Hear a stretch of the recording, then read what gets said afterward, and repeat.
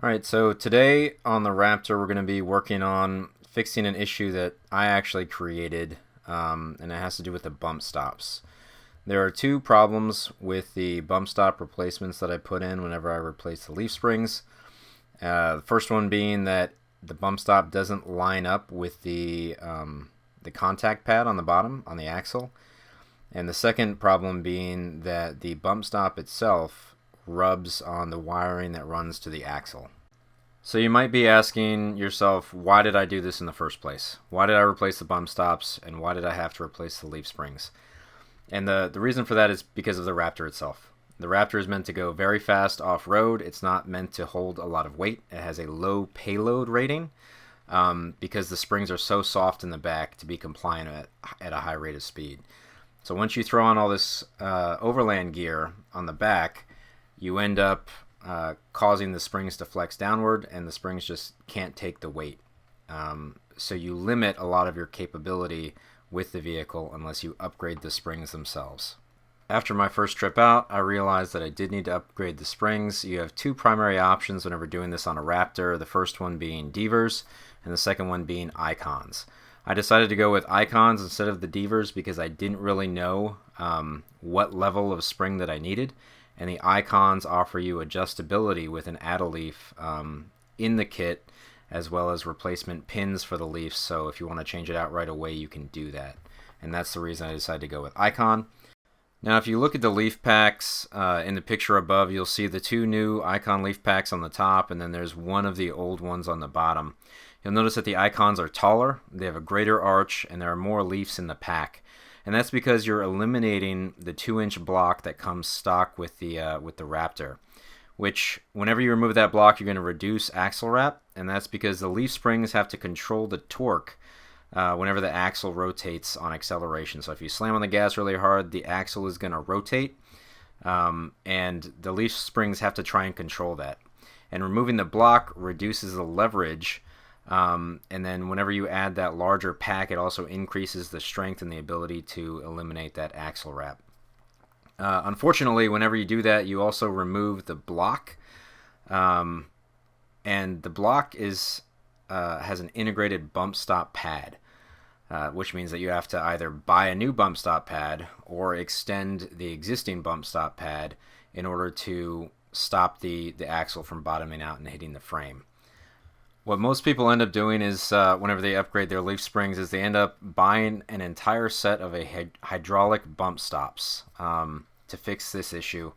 But you still have to buy a bump stop pad. So you buy the pad and you buy the hydraulic bump stops. And those hydraulic bump stops usually end up costing between $1,500 and $2,000, depending on who makes them and if you can get a good deal on them.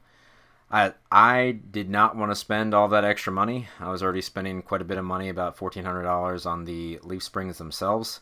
So I decided to try and go the cheap route. I bought the bump stop pads because I wanted those. And then to add a little bit of extra safety and compliance in the vehicle, I ended up purchasing the Timbren active off-road bump stops as an alternative to those hydraulic ones because they are made out of a rubber that compresses instead of just that hard bump stop that you'll find on the stock vehicle. So here you see the stock leaf springs with the 2-inch block that has the integrated bump stop pad, and I have already upgraded the bump stops themselves to the Timbren active off-road bump stops, and this is just before I actually switched out the leaf springs. Here are the new leaf springs with the forged off-road bump stop pads. Again, the issue that I was having with these, or with the bump stops actually, was that they were contacting too far inward on the bump stop pad because the bump stop pads were meant to replicate the stock location of the original bump stop pad. So the Timbren ones move the entire system inward for some reason. There is a spacer that also acts as a larger pad and moves the entire bump stop inward. So in order to fix that, I decided that I needed to try and replace that spacer that came with the Timbren bump stops with something similar size. but also keep it in the stock location and not move it inward. So in order to do that, I ended up having to buy the spacers themselves, which would have been used with the stock bump stops. These are about the same height, a little bit taller than the Timbren spacer that comes with the Timbren. So I just ended up using those. And we're going to go ahead and get started on actually installing those and seeing what I had to do to get those to work together. Alright, so getting started underneath the car. If you have these stock bump stops on and you're trying to replace those, you're going to need to use a 13mm socket to get those out. If you already have these Timbrens on here, the size for the socket cap bolt that's in there is 8mm. So you need that 8mm Allen key to actually remove it. As I mentioned previously, the Timbrens come in two different parts. There is the spacer, which bolts on using its own 8mm socket cap head. It's actually the size is M10. And then once you bolt that to the frame of the vehicle, you then bolt in the bump stop itself into the spacer. Now, this design ended up, I didn't really understand why they did it, other than maybe they needed to offset the bump stop itself for some reason. But I actually kind of think now, realizing the issue that I had, that it might be due to cost and resourcing of the bolts that they need to make this.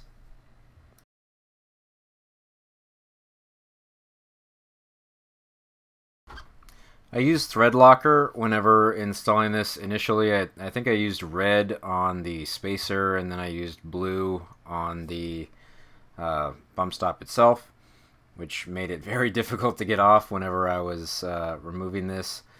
But not terrible. I did end up getting it off, and then it was time for me to actually take a look at the old spacer that came with the Timbren bump stops, and then the new ones that I purchased. I think I got these from Alliance Off-Road. I get a lot of stuff from those guys. I know I mentioned them before. They don't sponsor me or anything. I pay for everything. But awesome people, and I'll definitely continue to purchase from them just because they're great. They'll sit on the phone with you and talk through everything that you need, talk through your specific application in your vehicle, and they're just awesome. So you'll see the spacers here, and the spacers come with a bolt which is intended to work with the stock bump stop. And the reason why that's important to know is that the head of the bolt is different than what comes with the Timbren bump stops. The Timbren bump stops use a socket cap bolt, whereas the stock bump stops use a hex cap, and the difference there is going to be clearance. So the socket cap is small enough to actually fit inside of the Timbren bump stop, but the newer bolt that comes with the spacers, it uses the hex cap. The size of socket cap bolt that you need is going to be M10 with a 1.5 pitch by 60mm. None of the box stores had it. Lowe's, Home Depot, I went to AutoZone, I went to O'Reilly's. No one had that size of bolt. But I was able to find it later on in the week at Fastenal. So Fastenal did have the right size. They had exactly what I needed. But I did have to put everything back together, and then the next weekend take it all back apart to actually get this installed properly.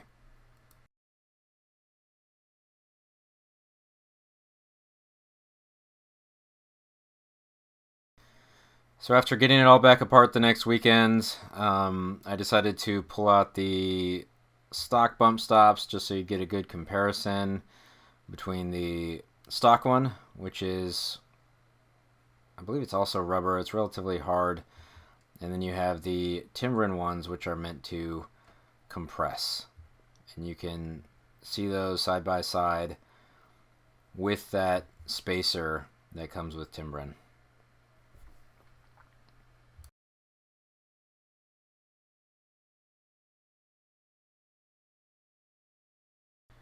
Here you'll see the new screw from Fastenal, or the new bolt rather.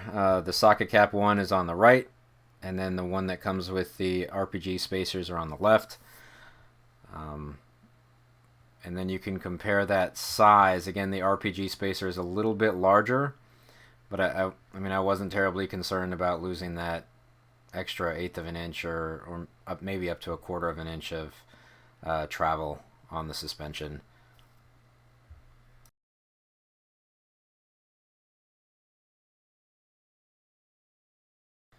So here I was getting ready to put everything together to install it whenever I remembered that I needed to grab some Loctite. So I grabbed some Loctite really quick. I used blue, put a little bit on the tip of the threads, and then went ahead and put everything back together again.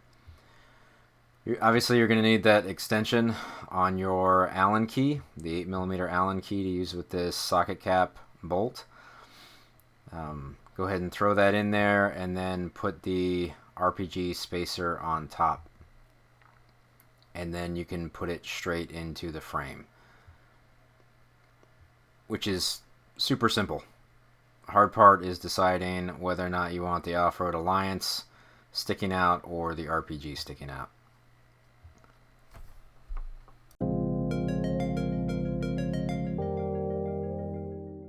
After tightening it by hand, go ahead and throw the ratchet on there and tighten it the rest of the way. I did not use a specific torque value for this. I just tightened it until I thought that it was tight enough for my comfort.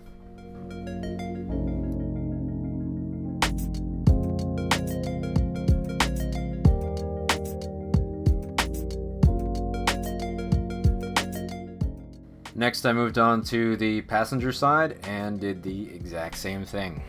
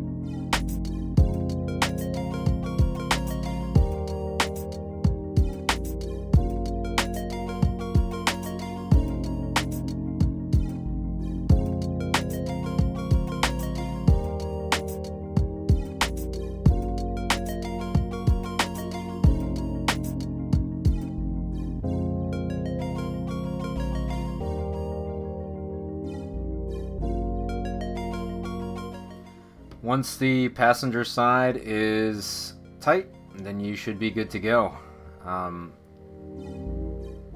Just got to clean everything up. And then I went ahead and used the video to verify that everything was kind of in the right position. And this doesn't really tell me much. I wasn't going fast enough to actually cause an impact and make the bump stop hit the bump stop pad. But it did show me that the wires were no longer contacting the bump stop, and it appeared as though if the suspension were able to compress enough, then the pad would make appropriate contact with the bump stop. And that was kind of the whole point, just to make sure that everything was working appropriately. I will say that I think the Timbren off-road bump stops are probably okay if you're doing what I'm doing, which is going to be like fairly low speed stuff, mainly on trails and overlanding, etc. I'm pretty sure that if I actually took the vehicle off a jump that these would break off as soon as there is an impact. They just don't. They're not the same thing. They're not a hydraulic bump stop.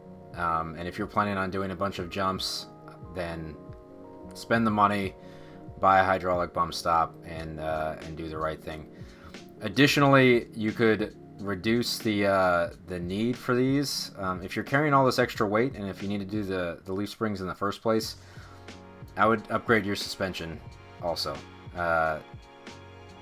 Upgrade the valving that comes in your shocks to make sure that you have the correct valving for the weight that you're carrying, and just spend all of the extra money to get that tuned properly for your vehicle. Otherwise, this is a great stopgap.